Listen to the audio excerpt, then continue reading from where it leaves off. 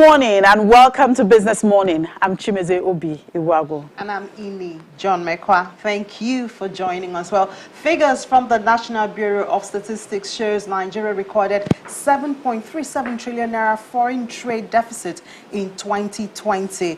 In its foreign trade statistics report for fourth quarter of 2020, total trade in 2020 stood at 32.42 trillion naira. In the fourth quarter of 2020, Nigeria's total merchandise trade stood at 9.12 trillion naira, representing 8.9% over the level recorded in third quarter of 2020. That was 9.9% lower when compared to the fourth quarter of 2019.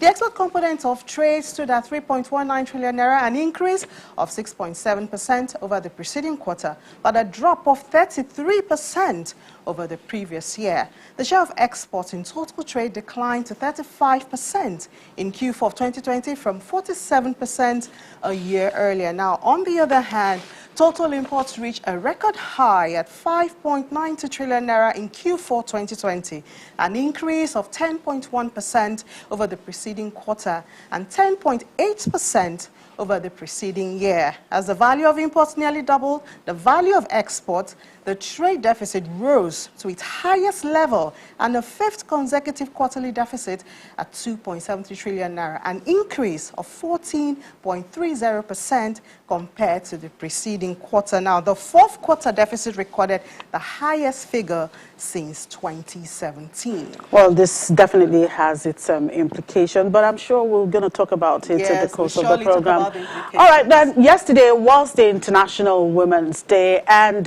even the capital market was not left out of the celebration. The Chartered Institute of Stockbrokers held an event to celebrate the women in the Nigerian capital market. The first female Director General of the Nigerian Stock Exchange, Professor Ndiokerikon UK, the first woman to be licensed and inducted into the stockbroking profession, Mrs. Elizabeth Abbey, and some senior stockbrokers were in attendance. While commending gender equality in the market, Professor Ndiokerikon UK mentioned that women have contributed a lot to the growth and development of the Nigerian capital market, which she says deserves celebrating. What we are doing here today is a celebration of our profession of stockbroking. You didn't hear anybody in the speeches, nobody said give the women a chance. Because in the stockbroking profession is open to as long as you have passed that exam, tedious exam, the men give you every opportunity as a woman to excel. And vice versa. The women also give opportunity. The women that are older in the profession, like me, give the equal status and attention to both the men and the female stockbrokers. Awareness needs to be created amongst the women and the younger ones, so that people can appreciate the value of being a securities dealer or a stockbroker, knowing that it is the foundation, for wealth creation in any economy. And it is a profession that you belong to and you will never lack. And you will be the one dictating issues, within the financial industry and promoting the economy of the market and of the country. Well, away from the women now, the traffic congestion that characterized Apapa axis and its environs for years now is gradually fading away following a new electronic system of admitting trucks. Our correspondent, Olu Phillips, who's been monitoring the situation in the area, tells us more. An estimated 4,876 vessels entered the Nigeria port yearly. By half year 2019, for instance, the federal government is said to have raked in approximately 382.52 billion naira as revenue generated by the Nigeria Customs Service. For the records, these numbers are emanating from the nation's two major economic gateways, the Apapa and the Thinkan Island ports. Over the years, activities at the Apapa Wharf attributably largely contributed to the constant gridlock in the Apapa axis. Despite having other ports in Nigeria, which include Calabar Port Complex, Cross River Port, Delta Port, Warri Port, River Port Complex, and Onne Port Complex, Apapa and Tinkan Island Port handled over 70% of Nigeria's import cargoes. The fallout of this intense pressure soon distilled into the protracted traffic congestion in that axis and beyond, also leading to dilapidation of road network. In response, successive governments did attempt many reforms and strategies, including the last presidential tax team headed by the Vice President, Professor Yemi Osinbajo. Following the relative success recorded by the team based on the terms of reference, February 2021, the MPA boss Hadeza announced another reform, a collaborative action with the Lagos State government, which introduced an electronic call-off system. Anything electronic seeks to remove human intervention, and in so doing, it will eliminate aspects of rent-seeking, aspects of extortion. It takes away that idea that an officer, be it a Nigerian port security or police force or LASMA, that person is now the person that gives you the authority to go into the port. So that avenue where there is extortion possibilities and there is rent-seeking will be taken away from people, and of course there will be an element of pushback. Days after that announcement, the roads into the premier port is all rid of articulated trucks. For us in the trucking industry, we want to jealously guide that this ETO platform with a transit truck park will work, because our names and images have been so battered, like truckers are the ones causing the problem, and government does not want to really look into the part that they also have issues in terms of, sanctioning some of the concessionaire and making sure that they update their equipment and their system to accommodate what is going on. You know that with APMT, for instance, some of the importers, they have their deposits, and whether you go in on time or you return the empty at the wrong time, your deposit is depleting. In simple terms, the strategy says you can't get onto the port road except you have been called up through an electronic system. It is, however, a different view on the roads leading to the Tinkan Island port, which is essentially serviced or approached from the Oshodi-Oworonshoki Expressway. You didn't need to look too far to find the impediment: the road construction. With over 2,000 trucks besieging these two ports daily, it is perhaps not yet uhuru as regards traffic free flow. The days ahead will prove if sufficient thinking and planning had gone into the electronic call-off system, and if the road construction upon completion will indeed improve traffic situation. Altogether, the call to spread out the cargoes to other ports in Nigeria is yet to happen. Olu Phillips, Channels Television News. Well, reactions have continued to trail the CBN Naira for Dollar scheme, the latest coming from Nasima. Nasima believes the scheme, if properly implemented, may have positive impact on the modest exit from recession, boost the foreign exchange import, and hopefully result in reduction of pressure on the Naira, but says other areas which deserves attention in the quest to increase forex inflow is the non-oil export. The Director General of Nasima, Ambassador Ayo Olukomi, joins us now. Good morning, Ambassador Olukomi. Thank you very much for joining us on the program. Well, thank you.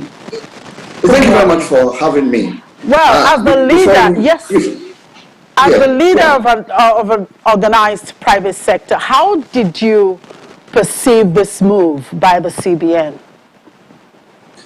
Well, thank you very much. Before I answer your question, let me also join all of us to wish our women International Women's Day. Happy International Women's Day. Thank you. Hope that will concretize the abstractions by supporting women-owned businesses. Absolutely. I cut my teeth in the UN on the third Commission on the Status of Women, and so I do understand the challenges and the progress and the challenges ahead. Let us continue to let us continue to choose to challenge for progress. Absolutely. Thank you. Yeah, thank you very much Well, of course, we were quite excited because of this particular period. Every dollar we can lay our hands on is very important. And global remittances has been proved to be very, very important. If you look at the figures, is in trillions. Africa also is in billions. And countries like India, China, your Philippines, all of them use the global remittances as part of pushing for their development aspirations in terms of investment as well, apart from the fact that it also helps in terms of supporting household. So we were quite excited when this policy came in, that this, of course, will, encourage, improve remittances. Don't forget remittances in Nigeria is moved from about 20 billion, and the projection is that very soon we can hit as much as about over 30 billion. I mean, the contest. So we are quite excited that this is a strategic move by the CBN to attract foreign development, to improve remittances. And of course, against the background of the fact that remittances can do a lot in terms of foreign exchange. According to your statements, in the quest to increase forex inflow, non-oil exports should be given more attention. Now, when does it seem like you're getting it wrong in our non-oil export strategy?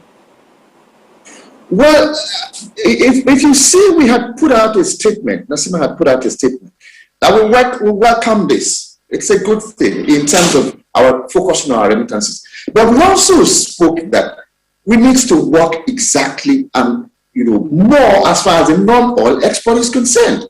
It is still yet to be tapped. It's over 10 billion. But how much are we earning as far as non-oil export is concerned? We have to work on this particular area. It is very, very important. I was listening to you when you were reading out the figures in terms of how much did we import, how much did we export. And we have now slipped. I mean, you can see what the newspapers are saying today in terms of trade deficit.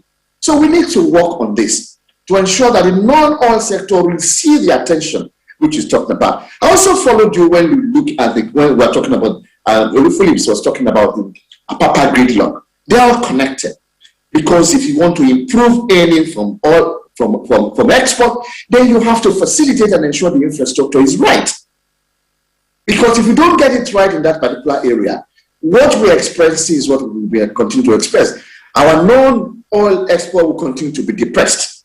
And that is why we have to look at the crisis of the infrastructure and make deliberate effort as far as that area itself is concerned, to be able to improve significantly what we get from the non-oil export. And maybe perhaps I should also branch and say that we were talking about the oil prices yesterday, which of course hit $70 and slipped back again. Our budget is, I think, about based on $40, there about. And we said, yeah, well, good news, but please do not let us be jubilating. We must remember the boom and bust cycle of crude oil, so that the non-oil area we should focus on. And if you look at what we talked about in terms of the area of agriculture, the potential is huge. There is also the agric value chain in context of agric business. These are the areas. Tomorrow, you never know what can happen. Maybe somewhere something is, a new oil field is found, and then oil prices will lose that again. We welcome it. It's good, but please let us also look at the non-oil. The Export Promotion Council has a zero oil plan. Let us work on that. And Nigeria we have the potential. We have the potential. Look at our products in terms of, cocoa, adding value to it, our hibiscus, our ginger. I work in the Chambers of Commerce movement, and we have many other people. Recently, I just got the news yesterday, the Nsukka yellow pepper has been included in the geographical indication system. Identify the Nsukka yellow pepper. This is a very good example of the potentials which we so let us focus on that particular area. All right, let's look at the appropriateness of this strategy in managing, the foreign exchange market. Of course, it's in a bid to increase FX inflows into the market. And then some economic analysts find this policy strategy very unusual, where you have policies made around promo gimmicks and say such promos like buy 2 get 1 free or something, basically done by manufacturers, and having the monetary policy go that route is quite unusual. What's your take on that? And how well do you think, or what's the appropriate way you think the central bank can actually manage the foreign exchange market? Well, you know, ideas are the greatest resources you can have. And if you don't have resources, you become resourceful. So the CBN itself must have been monitoring this particular area. And I think there are some countries which has also tried this, like Bangladesh and a few of us, to attract foreign direct investment. I mean, you know, you have to make a try. You have to make a move. And I think this is a move in the right direction. But my only worry is that why limit it to May? That is, well, let's see what happens when the things start being implemented. And as a former career diplomat, and of course, I got a few calls from some of our, I last served in Australia, and I got a few calls from some of our nationals, Nigerian in the diaspora, who are in Australia, who called and said, look, listen, Ambassador, is this real? I said, yes, it is real. It is real. And I said, why are you asking? He said, well, this is encouraging in a way, so that we can, because the issue is that, what do you do with these remittances? That is key and very, very important. What do we do with it? It is very important. One, apart from the question of supporting household, I also have seen that from my own experience, it is possible to direct them specifically into investment at home. Investment at home, maybe your community in a particular area. I had somebody who used to live in Sydney, and he wanted to come and invest in his area in the local government area, and they were discussing, and he said, I said, it is possible, and it is possible for you to do. And that's why we are saying in the Chambers of Commerce movement that the Chambers of Commerce, which is located all across the country, is a solid platform to be able to channel these diasporas into investment, into development purposes. It is. And I think that we wait and see what the CPN does in this particular area. I think the next 2 weeks will be a very, very good time to be able to do an assessment in terms of what exactly has happened. How many people have been attracted as far as this is concerned? And of course, maybe perhaps we can do a midterm review in the next 2 or 3 weeks in terms of how has this policy impacted positively in terms of attracting remittances. But like I said, it's always very good to also share. Countries like Bangladesh and a few others have also tried this in the past, and I think they've had positive impact in terms of influence, in terms of what exactly the resultant influence of this. Every dollar we can attract at this particular period now, if it becomes necessary for us to be very innovative about it, this is a kind of innovative step by the CBN, and we commend it.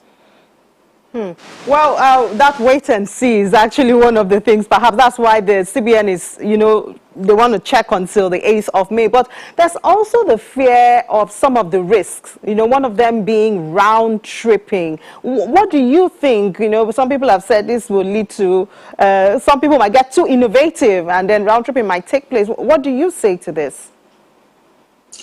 Well, I think the CBN must have thought it out very well in terms of blocking the loopholes. I mean, you can't have a 100%, I mean, some of these policies, occasionally you do have some things which will, people are looking for the possibility of how to take advantage of it in a negative way. But I think that the CBN itself on its part has done a good work in this particular area. And if you look at the advertisements in the newspapers, you will see many of the banks have jumped onto it.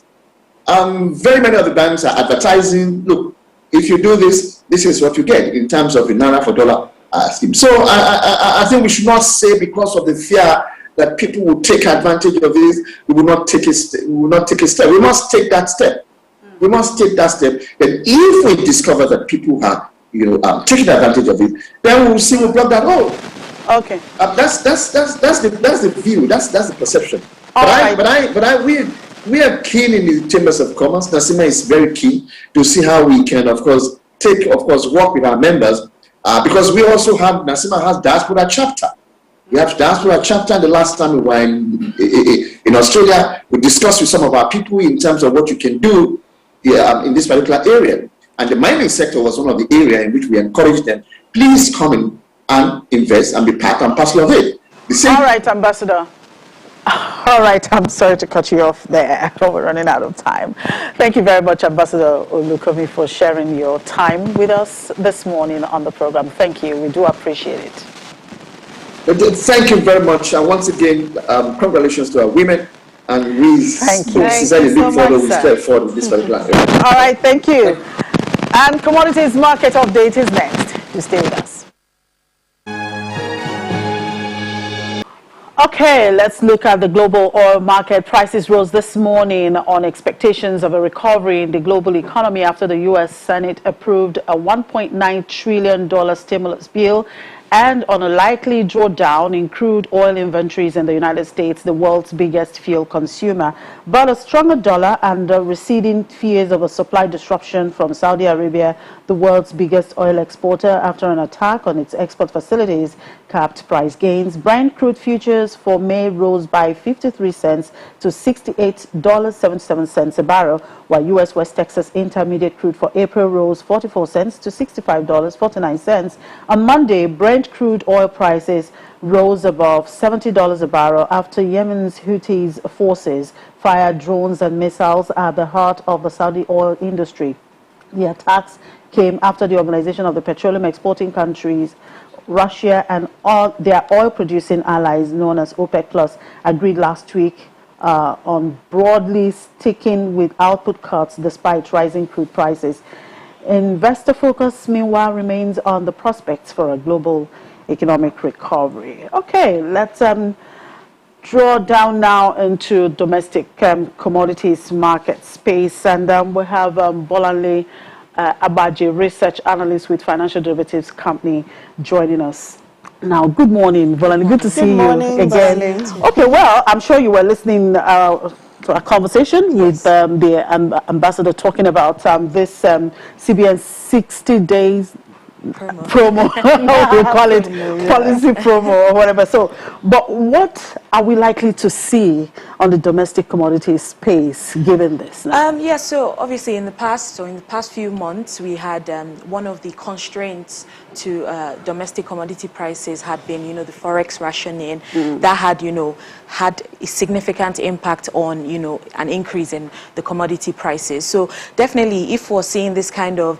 promo, so to speak, we do expect that, the dollar inflow, it would make dollar inflows more attractive, at least diaspora remittances, and also support, the exchange rate as well. Hopefully, it's supposed to last for about 2 months. We hope that it's enough for them to see that significant. But I think the CBN is just trying to test the waters to see what exactly, they would get from this particular promo. And I guess, with more people are concerned about the fact that, is it trustworthy? Would they really get? Because I think you get for every dollar you bring in, you get 5 naira for both the sender and the receiver. $1,000, you get 5,000 naira extra. Yeah, it's a lot of money. So a lot of people are concerned. Are they really going to get this money? Do we necessarily have to trust the system? And I think what's important is, the CBN is trying to increase the legitimate channels of, the supply of dollar and more or less bring dollars through the IE window as well. So we most likely see an appreciation in that, space. Well, incidentally, we saw the naira falling both in the parallel and in the IE windows. What does this tell us? I think, more people, a lot of people are still, not certain of what this particular policy would bring into the market. But, when it comes to reaction in the exchange rate space, we need to see actual dollar inflows in the market, and that would more or less shoot up, or more or less appreciate, the naira. And yeah, but what some people see this as an indirect way of depreciating. The naira. Well, I understand 1% depreciated. Yes, I know most people are concerned about how the CBN would fund this. So some of them think, the CBN will most likely print money to fund it, which would have an indirect or inverse effect on the exchange rate market. But I'm sure the CBN has thought about this. I don't necessarily think that they would go through the process of actually printing money and stoking inflation in the market. Yeah, that's a lot of fear. Yes, so it's something I'm sure they would not, consider doing, at least for now. So do you think it would be wise for the CBN to tell people how they will fund it? Perhaps that would quench some of those fears.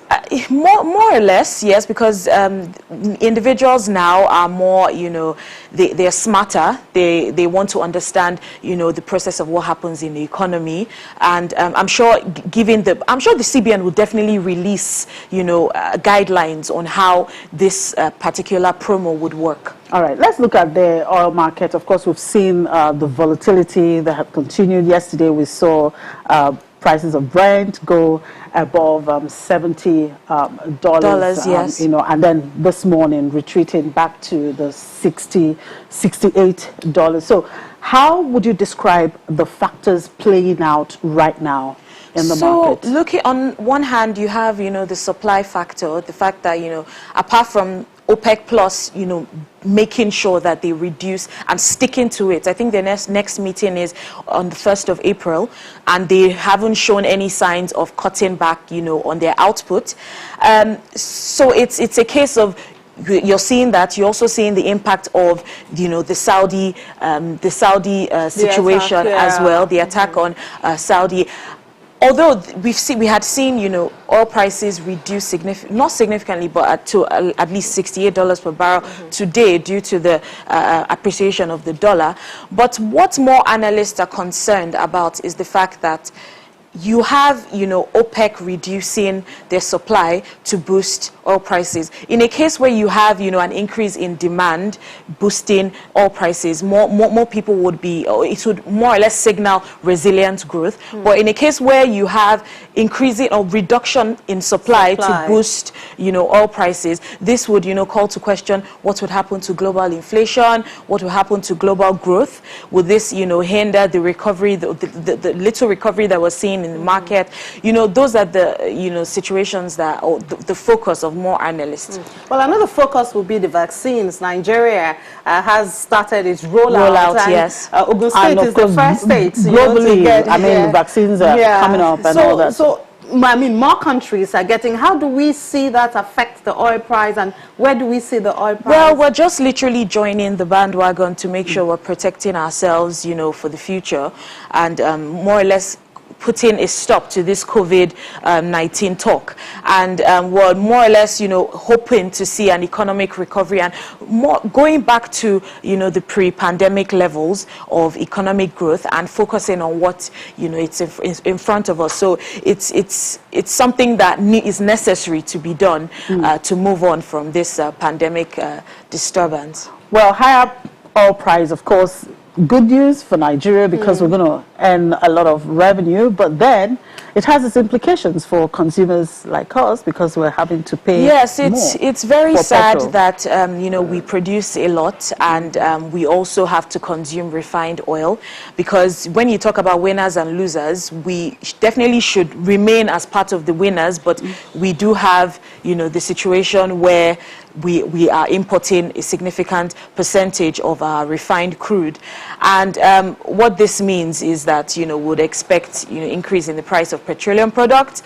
And more or less, they had also spoken about, the potential of imposing tax on, some of these petroleum products. So it will literally constrain disposable income that has already been constrained. So I think Nigerians should just literally brace themselves for harder times in the short term. Because, that's what I want to ask, that the new tax on petroleum products, non-alcoholic beverages. Yes. Why would the Nigerian Customs suggest this at this time when the federal government has declared tax relief for some businesses and all? Well, I think it's also because the government, when it comes to funding and revenue, their hands are tied.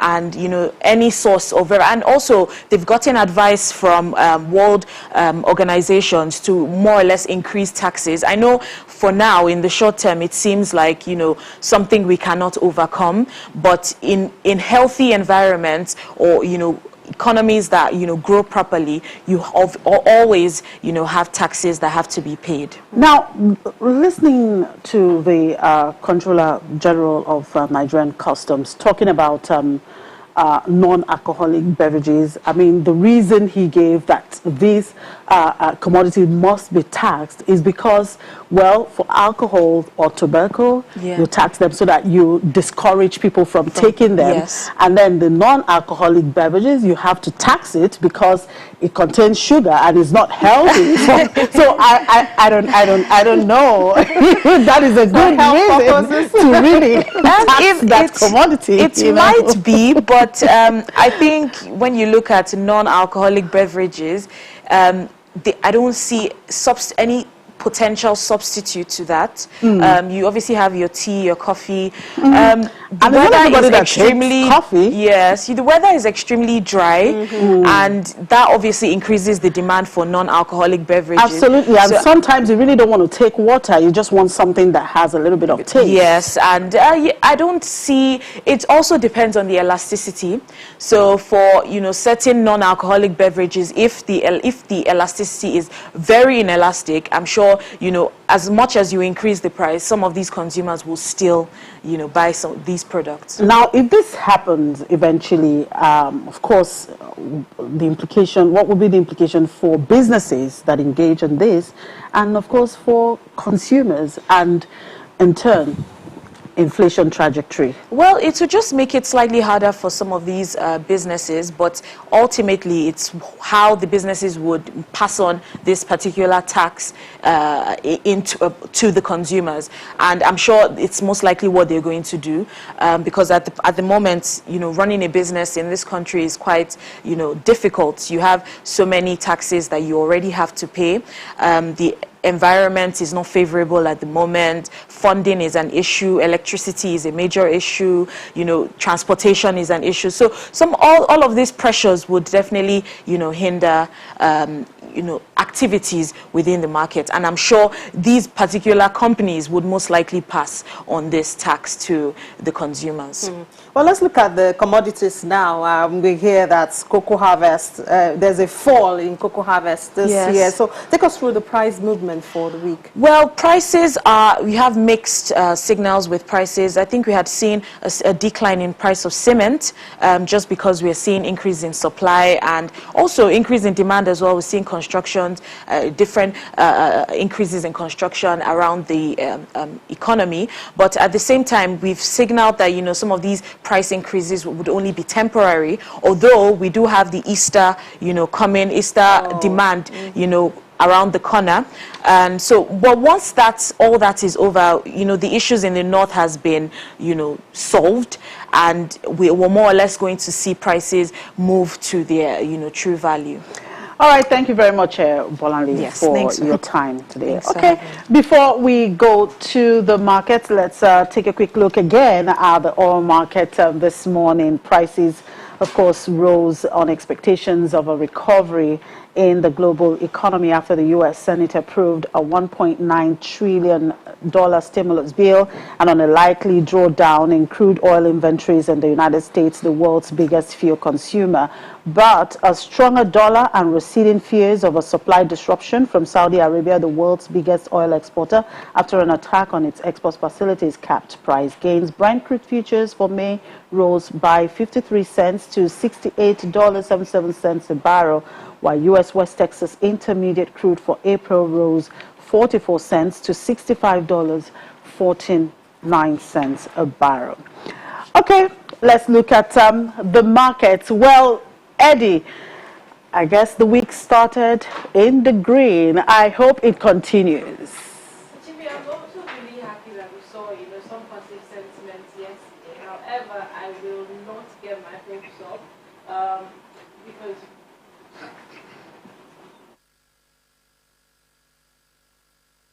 I guess we're trying to sort out something there, Eddie. Let's again continue with this Brent oil. On Monday, we saw Brent crude oil prices rise above $70 a barrel after Yemen's Houthi forces fired drones and missiles at the heart of the Saudi oil industry. The attacks came after the Organization of the Petroleum Exporting Countries, Russia, and their oil-producing allies known as OPEC Plus agreed last week on broadly sticking with output cuts despite rising crude prices. Our investor focus, meanwhile, remains on the forecast, the prospects for a global economic recovery. Okay, back to you now, Eddie. Ochime, I was saying that I'm also happy that we saw some bulls in the market yesterday. Maybe the bulls were celebrating International Women's Day with us, I don't know. But then I wouldn't get my hopes up too much because we're seeing the yields in the fixed income space rise. And with that, investors would want to, put their money in that. So don't get your hopes up too much so that you're not disappointed. But let's talk to Phil Anegbe, research analyst at Cardinal Stone Securities, for more on the market yesterday. Good morning, Mr. Anegbe. Thank you for joining us on the program. Good morning, everyone. Thank you for having me. Yesterday, we saw UBA release its full year 2020 earnings. Now, for the group, we saw higher profit after tax, profit before tax. It was impressive. However, for the bank, we saw declines in, across the board, the profit after tax, profit before tax, and all of that. What did you make of those numbers, and how do you expect investors to react today? Well, for you, the top and bottom line was very strong for the bank. And of course, it continues to gain traction in terms of market share away from Nigeria. Like you know, it operates in, I think, about 24 countries across the globe. So market share improvements in those spaces continue to support performance. But looking at the group numbers, we find that the major support came from increased interest income. I think about 6% growth on the back of robust loan growth, which is notable given the COVID-19 crisis of 2020. And at the same time, funding cost was lower because the interest rate also meant that the interest expense pressure was low. And they got significant support on both fronts in terms of what happens to NIM. You look at capital adequacy and liquidity ratio, they are still within regulatory limits. But in terms of how investors may perceive the numbers, you want to note that the dividend declaration relative to the performance is a bit underwhelming. So investors may be a bit irked by that because the dividend declaration was lower than expected given the growth in EPS. So that's just more or less like the only concern that investors can actually raise, given that other metrics actually improve. ROE was also decent at about 17%. All right, Mr. Anegbe, thank you for those updates. Do enjoy the rest of your day. Well, the market was up 0.17%. However, the month-to-date and year-to-date losses returns are still in the negative territory. The all-share index was at 39,396.57 points, while the equity cap was at 20.612 trillion naira. Now, we saw declines in volume, value, and deals compared to Friday's session. Now, on Friday, we had huge turnover of all those indices, but volume declined by about 49%. Value was at 3.51%. Now, Zenith Bank was the most traded stock by volume and value. It contributed about 1.5 billion naira to the total value of trades yesterday. Sectoral performance was mostly positive, although we saw declines from the banking and consumer goods sector. Now, for the banks, we saw declines from Zenith Bank and one other lender, while other banking stocks posted gains. Consumer goods was down 0.06%. That was due to declines from International Breweries and Cadbury. Industrial goods was single-handedly lifted by Lafarge Wapco yesterday. Insurance was up, while oil and gas was also up. We saw huge gains from Ardova and Oando yesterday, which lifted that sector up. The NSI, the unlisted securities market, was also positive. We recall that we saw huge declines last week from this market. So investors are probably just taking advantage of the lower prices in that space, and it was up 1.88% at 710.44 points. While the market cap was at 509.75 billion naira. Now, we saw 75,500 units worth 9.81 million naira traded in just one deal. For the bond market, let's just quickly talk to Ramat for that segment. Good morning, Ramat. Thank you for joining us on the program. Good morning. So we've seen yields in the bond market particularly rise, and some analysts believe that we'll be seeing double-digit yields soon. Do you share those sentiments? So there's been a general sentiment that yields should be on the higher trend. However, what we've been seeing is demand coming into the market, so definitely yields have been going lower. But expectation is that yields will go higher, and that's just because of the spill-off from the expectation that yields in the U.S. should go higher, and the CBN will probably have to offer better to keep the FPIs in the system. All right, Ramat, thank you for your input on the program. Do enjoy the rest of your day. Ramat Baba is the chief dealer of fixed income at FBN Quest Merchants Bank. I beg your pardon. Ochimi, like I said, don't get your hopes up too much about the equities market because the yields are shooting up in the fixed income market. All right, we'll see how that plays out today. We'll wait until about 2:30 to see how it goes today. Okay, we take a break, and when we come back, we do a crossover to London.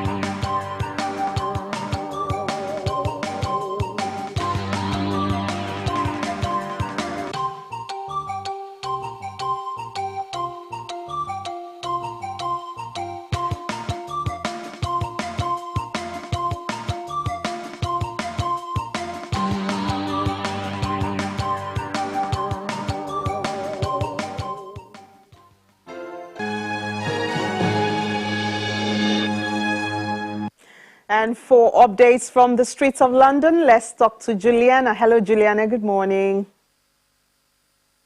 Hi, Innie. Good morning to you. Good morning. Yeah, so first, growing about the future of 5,000 British jobs after the main financial backer of Sanjeev Gupta's steel empire, UK's largest industrial groups, collapsed into administration. What more do we know about this, and why is Greensill Capital going into administration?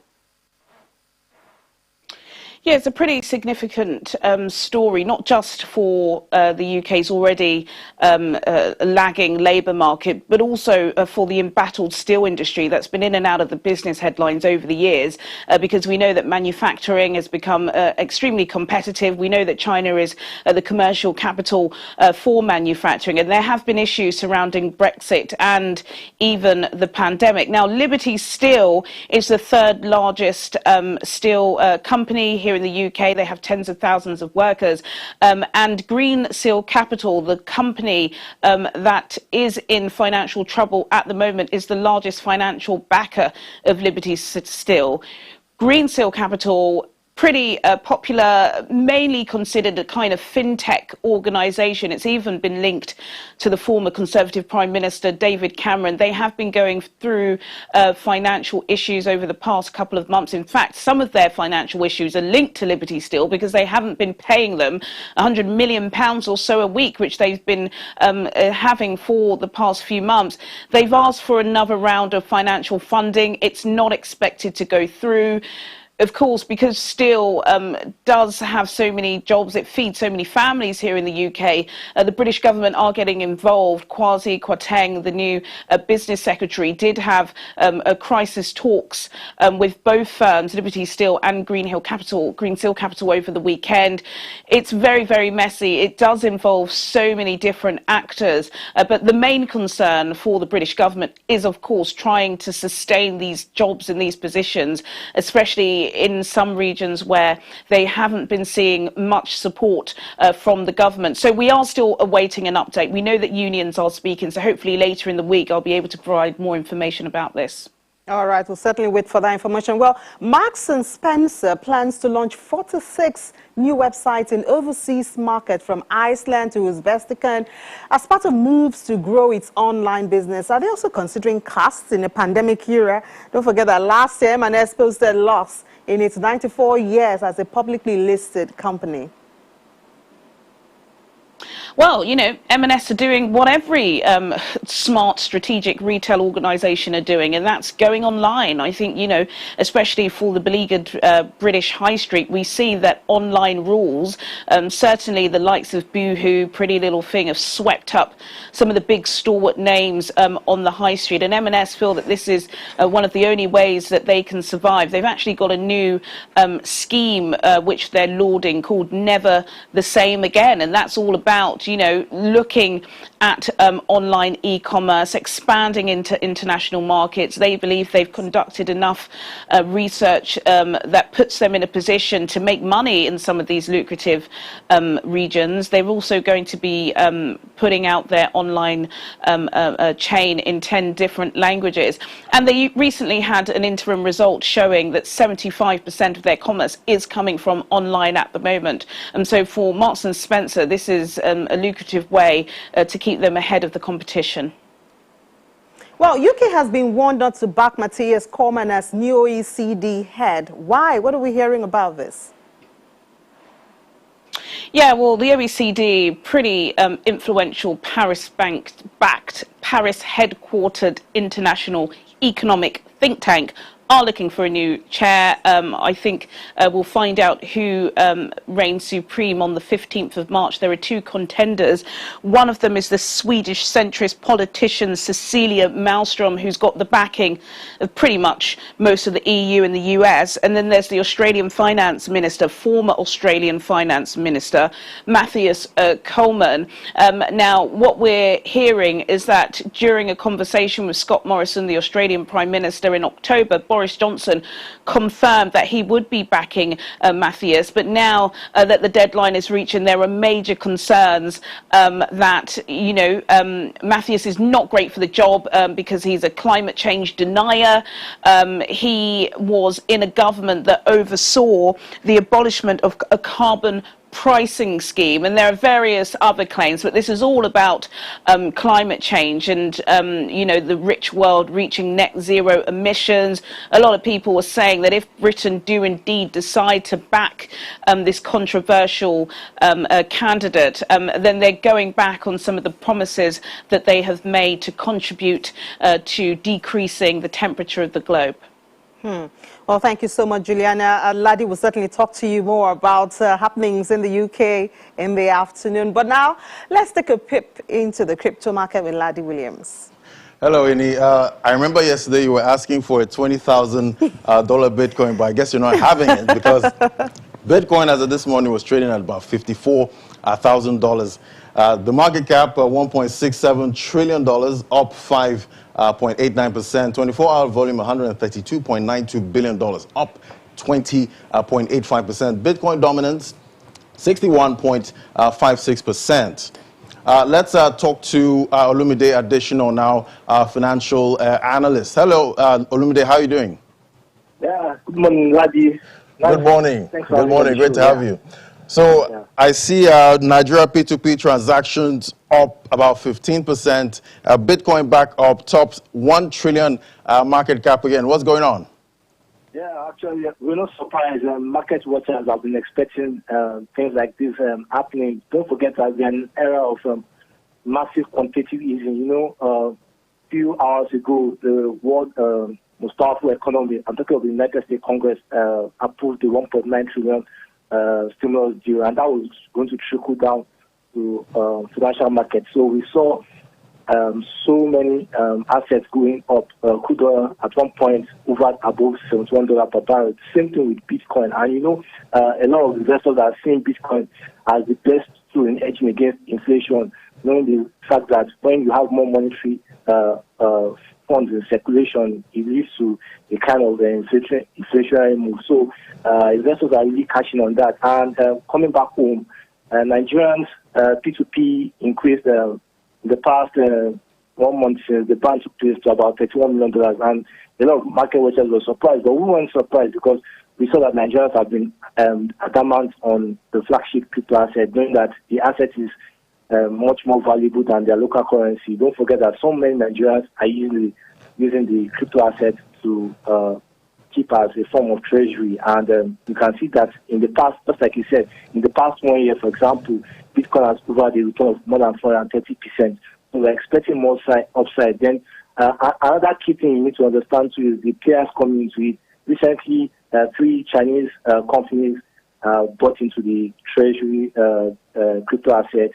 Another oil magnate based in Norway is investing also too in Bitcoin. So this kind of figures are giving investors more bullish bias. All right, Olumide. Thank you so much for the update, Olumide. I see NFTs are going crazy. CHZ up about 100% this morning. So let's see how this NFT play goes for this month. Thanks, Olumide. All right, Chimi and Ini, the market is not looking bad at all. Yeah, it's interesting to know that despite the central bank's directive on the crypto currency, we're having a lot of peer-to-peer transactions there, and people are not afraid of losing their money. Exactly. I mean, with the peer-to-peer transaction, there is this possibility of... it's quite risky, yeah. Yeah, very risky there. Okay, so which of the coins should we be looking at today? Well, it's still the NFTs. The NFTs are doing very well. We have CHZ up about 100% this morning. Right now, it's actually up 100%. T-Fuel, this is another NFT platform, also up 24%. This was trading at 2 cents at the beginning of this year. It's incredible. Okay. Perhaps Ini might just be I think thinking. it's really time for me to make a move. Okay, we'll see about that. You might not get that 20K. You might not. The time is now. Okay. But this is not financial advice. Yes. Okay, that's it on the program. Thank you for watching. I'm Chimeze Ubi Iwagu. And I'm Ini John Mekwa.